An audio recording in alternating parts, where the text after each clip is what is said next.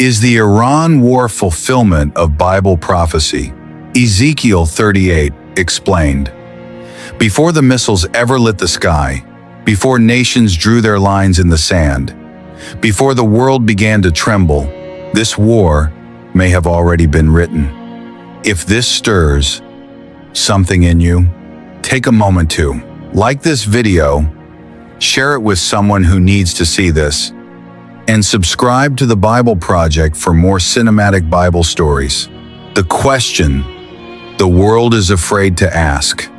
The air is tense, news spreads, alliances shift, nations rise and respond. And in the middle of it, all a quiet question begins to echo across hearts and headlines. Is this just another war, or is this prophecy unfolding? For centuries, men have opened the scroll of Scripture and found something unsettling.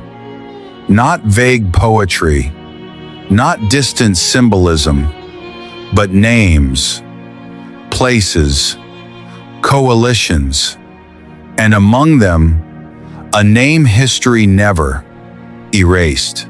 Persia, a prophet in exile.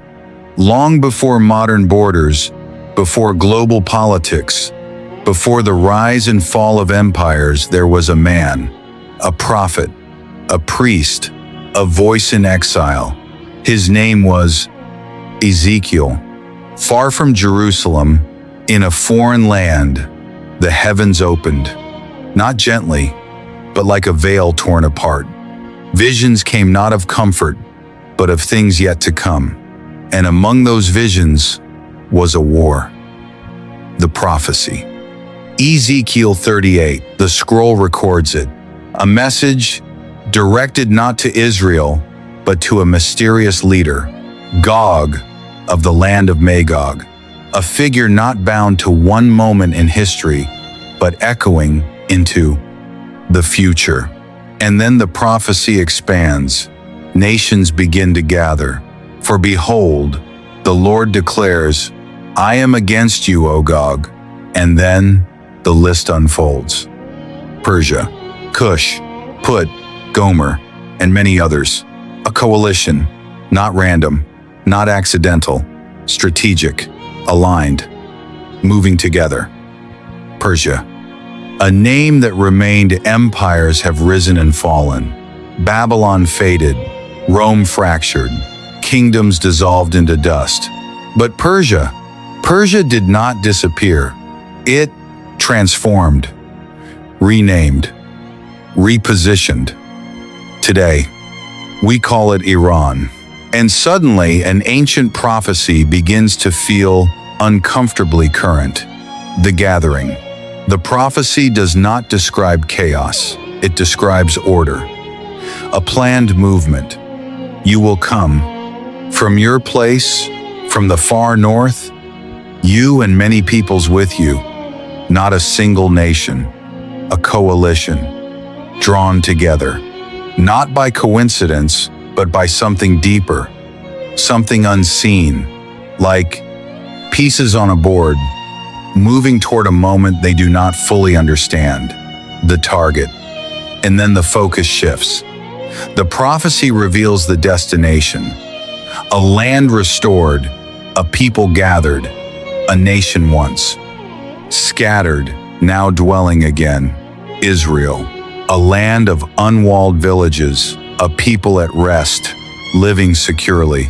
And suddenly the tension sharpens. Because this is not just about nations rising. This is about where they are going, the motive. Why? Why would nations gather like this? The prophecy answers. To seize spoil, to carry off plunder. On the surface, it looks like strategy, economics, power, opportunity. But beneath it, there is something deeper, something spiritual. A pull. A movement orchestrated beyond human understanding. A pattern in history. This is not the first time nations have gathered. History is filled with wars, empires colliding, borders shifting. But This is different. Because this was seen before it happened. Not guessed, not assumed. Seen, written, recorded, preserved. The tension of now. Today, the world watches. Conflicts rise in the Middle East. Alliances shift quietly behind closed doors. Nations posture, prepare, respond. And for those who know the scripture, there is a tension. Not fear, but awareness. Because the names, the regions, the alignments, they begin to echo something ancient. But is this it? And yet a question remains. Is this the fulfillment? Or just a shadow of what is coming? Because prophecy is not always immediate. Sometimes it unfolds in layers, moments that resemble but are not yet complete, echoes before the final sound. What Ezekiel really shows, the prophecy does. Not end with war. It ends with something greater, divine intervention. I will magnify myself and sanctify myself, and I will be known in the eyes of many nations. This is not just about conflict. It is about revelation, a moment where God is no longer ignored, but seen, recognized, acknowledged. The armies gather, the land is surrounded, the moment reaches its peak, and then God steps in.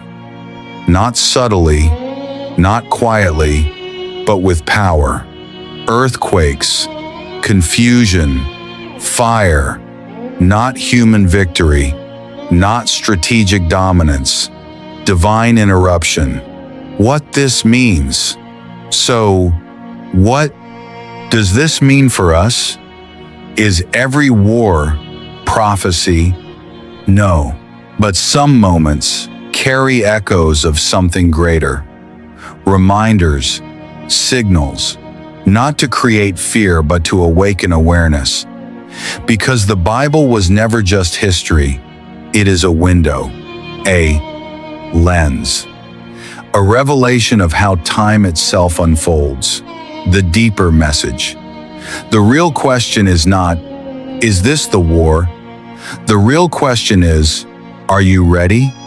If it is, because prophecy is not given to entertain curiosity, it is given to prepare hearts, to awaken souls, to remind us that history is not random and the future is not uncertain to God.